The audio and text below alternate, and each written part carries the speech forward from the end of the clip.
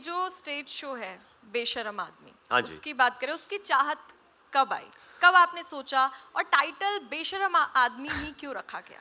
तो मैंने एक्टिंग की शुरुआत तो स्टेज से ही की। जैसा कि मैंने कहा, मैंने कॉलेज में आईआईटी में पहली बार नाटक किया, प्ले किया और वहीं से एक्टिंग का कीड़ा शुरू हुआ। जब मैं मुंबई गया तो वहाँ भी मैंने स्टेज से ही शुरू किया। मैंने ये नहीं सोचा था मुंबई जा जाते हुए कि मैं अब फिल्मों में आऊँगा, मैं स्टार बन जाऊँगा, मैं टीवी पे आऊँगा। वो चीज़ें मैंने वहाँ जाके डिस्कवर की। मैं तो गया था थिएटर करने, मैं गया था नाटक करने और मैंने खूब नाटक किए पहले 3-4 साल मुंबई में। फिर धीरे-धीरे ऑडिशंस भी देने लगा। फिर ऑडिशन देते-देते कुछ एड्स किए। फिर फाइनली बाबा वाला कैरेक्टर मिला वापस से, चितवन किया, ट्रिपलिंग किया और वहाँ से थोड़ी-सी दिशा करियर की बदली। तो वहाँ से फ़िल्मों के काम और ओटीटी के शोज़ के काम ज़्यादा मिलने लगे। थिएटर भी मैंने थोड़ा-सा कम कर दिया, मेरा भी मन सा भर गया था।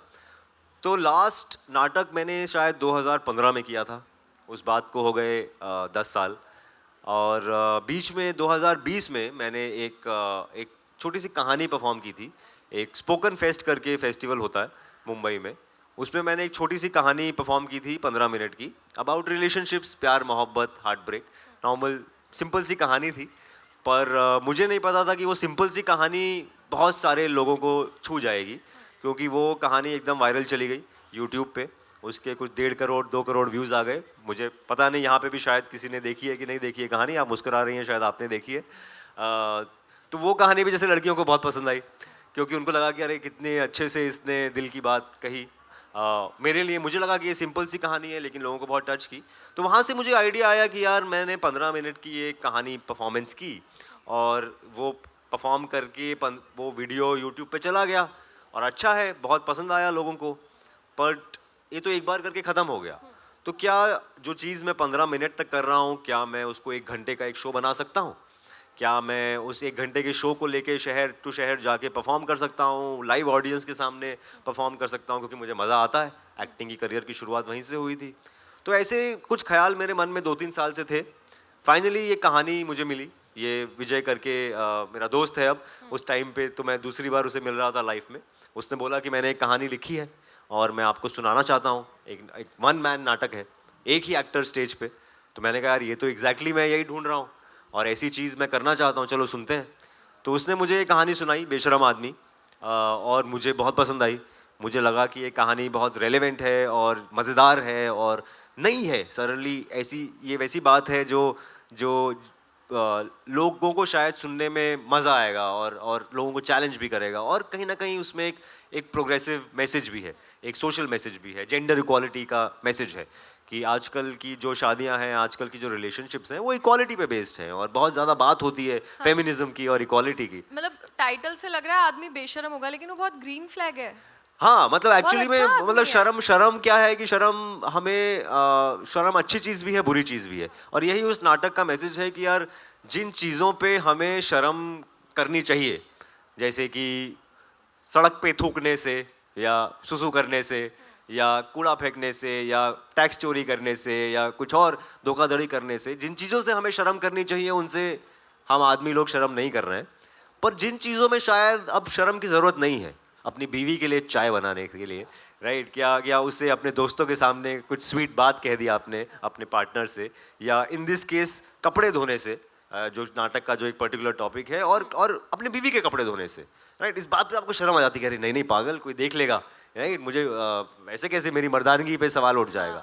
तो पॉइंट हमारे नाटक का ये है कि यार जिन चीज़ों पे शर्म करनी चाहिए उन चीज़ों पे नहीं कर रहे हैं, और जिन चीज़ों पे शर्म की ज़रूरत नहीं है या जिन चीज़ों पे शर्म आपको शायद कोई अच्छा काम करने से रोक रही है, एक अपनी पार्टनर के लिए, वाइफ के लिए, गर्लफ्रेंड के लिए कोई स्वीट चीज़ करने से रोक रही है, वो शर्म हटा दीजिए।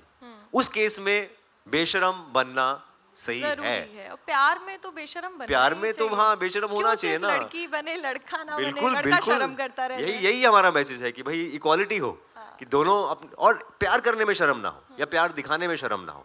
ऐसा नहीं कि यार हाँ मैं अकेले में तो बहुत प्यार दिखाता हूँ, पर दोस्तों के सामने सडनली मैं थोड़ा कूल बन जाता हूँ और ना कि मैं फिर मजाक उड़ाने लगता हूँ। ऐसा बहुत बार होता है हाँ। कि फिर आप टांग खींचने लगते हो दूसरों के वाइफ सामने। पर जोक हाँ, स्टार्ट वाइफ हो पर जाते जोक हैं। शुरू हो जाते हैं कि अरे हाँ बीवियों की तो हाँ में हाँ मिलानी पड़ती है, अरे कहाँ पति तो बेचारे सब बेचारे हैं, पति बेचारे, हाँ बीवियाँ पत्नियां सबको ऐसा कंट्रोल में रखा हुआ डोमिनेटिंग है। है, उंगली पे नचा रही हाँ। है।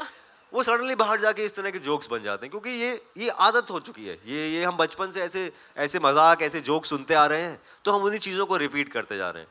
बट घर के अंदर एक्सपेक्टेशंस बदल गई हैं, राइट? अब दोनों लोग काम करते हैं, नौकरी करते हैं, तो घर के काम भी ऑफ कोर्स दोनों को करने चाहिए। इस तरह की बातें हो रही हैं।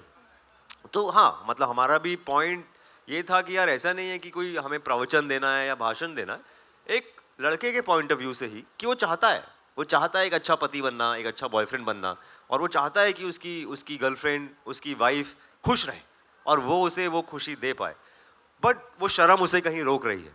तो पूरा नाटक उस शर्म से लड़ने के बारे में कि फाइनल क्लाइमैक्स उसका ये है कि नहीं यार, अगर वो खुश है, अगर मेरी बीवी खुश है, अगर मेरी गर्लफ्रेंड खुश है और मैं खुश हूँ, तो ये शर्म कहाँ बीच में आ रही है? हम तो किसी का कोई नुकसान नहीं कर रहे हैं, हम कोई गलत काम नहीं कर रहे हैं, अच्छा ही कर हम रहे तो अच्छा ही कर रहे हैं और इस बात से उसको खुशी हो रही है और वो खुश होती है तो मैं खुश होता हूँ, मुझे अच्छा लगता है। तो ये तो बड़ी सिंपल सा कितना इमोशन है, हम इस इमोशन को ये शर्म या ट्रेनिंग या जो हमें सिखाया गया है या जो हमें सुनाया गया है उस चीज़ को हम बीच में क्यों आने दे रहे हैं? तो कहीं ना कहीं उन चीज़ों को पीछे छोड़ के अपनी रिलेशनशिप को अपने हिसाब से बनाने का मैसेज है। इसीलिए शो का नाम बेशरम आदमी है। आई नो वो सुनने में लगता है कि यार ये किस तरह का बेशरम, पर वही क्यूरियोसिटी है। आई थिंक उसी क्यूरियोसिटी की वजह से फिर लोग देखने आते हैं। हमारी भी थोड़ी टिकट बिक जाती है कि अमोल है, लड़की के कपड़े हैं, बेशरम आदमी है, कुछ तो मज़ा आएगा और मज़ा आता है। हमने ये मेक श्योर किया है कि यार आपको मज़ा आए, क्योंकि आप घर से आए हैं, आपने टिकट खरीदा है, आप यहाँ बैठे हैं जैसे अभी बैठे हैं, तो हम चाहते हैं कि यार आपको मज़ा आए। आप घर जाके बोलें कि हमने अमोल का शो देखा, हमें मज़ा आया, अपने दोस्तों को बताएं, राइट? अब हम अगले हफ्ते अलग अलग शहर जा रहे हैं, तो ऐसे ही हमें हमारी टिकट बिक रही है। हमारे पास कोई मार्केटिंग बजट तो है मैं नहीं। भी जरूर आऊंगी आपके जरूर शो। जरूर जरूर, अगली बार तो मैं पक्का बुलाऊंगा आपको। मैं पक्का आऊंगी। देखिए ऑडियंस में से जो लोग हैं वो आपको काफी ज्यादा प्यार करते हैं, उनको कोई शर्म नहीं है आपके लिए प्यार एक्सप्रेस करने में। हाँ, देखा है मैंने इंस्टाग्राम पे। तो कुछ सवाल हैं ऑडियंस के, वो एक बार देख लेते हैं क्या अमोल के लिए सवाल है, एक हाथ क्या वो ऑलरेडी पूछना खड़ा हो गया चाहते है हैं। वहाँ पे। माइक दे दीजिए प्लीज। और ऐसा लग रहा है कुछ सीरियस सवाल आने वाला है। नहीं, कोई सीरियस सवाल नहीं है, ओके। मैंने आपकी रिसेंटली वेब सीरीज देखी थी कुल। हाँ जी। हाँ, उसमें आपका कैरेक्टर बहुत डार्क था। हाँ जी। एंड बेसिकली मैंने वो रिद्धि डोगरा की वजह से देखी थी। Okay. उनको मैं बहुत टाइम से फॉलो चलो, कर थैंक्स टू रही रिद्धि देन। हूँ। तो मतलब उसमें जो कैरेक्टर आपने प्ले किया, उससे आप अपने मतलब रियल लाइफ में आप क्या अडेप्ट करना चाहते हैं? मतलब कोई नेगेटिव चीज़ जो आपको लग रही है कि हाँ वो मतलब पॉजिटिवली लोग ले सकते हैं उस चीज़ को। क्या नाम है आपका? अमूल्य। अमूल्य। अरे Wow. अमोल एंड अमूल्य, अमूल्य। नाइस।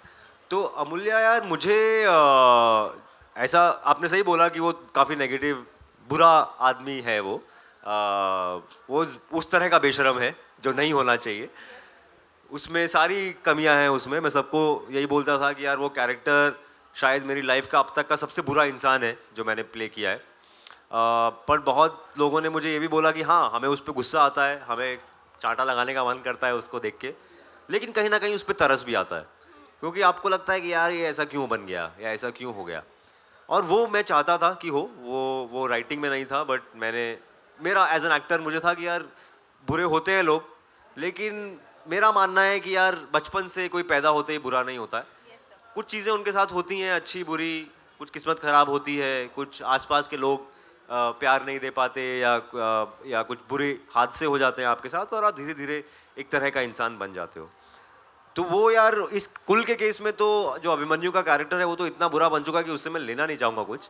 उससे आप ये सीखना चाहोगे कि यार जब दुनिया आपके साथ गलत करती है तो उसको रिएक्ट करने के दो तरीके। एक है कि आप बोलो कि यार अब मैं बदला लूँगा, अब मैं भी बुरा बन जाऊँगा और मैं इन सबको देख लूँगा एक दिन, और उस देख लेने में आप भी बुरे बन जाते हैं। दूसरा, चॉइस, दूसरा रास्ता ये है कि यार कि जो हुआ वो हो गया। अगर कोई बुरा था, अगर किसी ने बुरा चाहा, मैं भूल जाऊंगा, या मतलब मैं उसको रास्ते से हटा दूंगा, पर मैं अपने वैल्यूज़, जो मेरे वैल्यूज़ हैं उनको जाने नहीं दूंगा।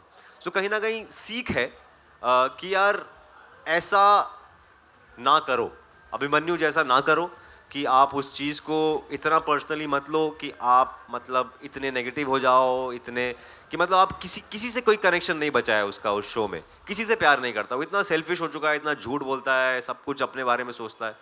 वो जीवन सुखद जीवन नहीं है मेरे हिसाब से।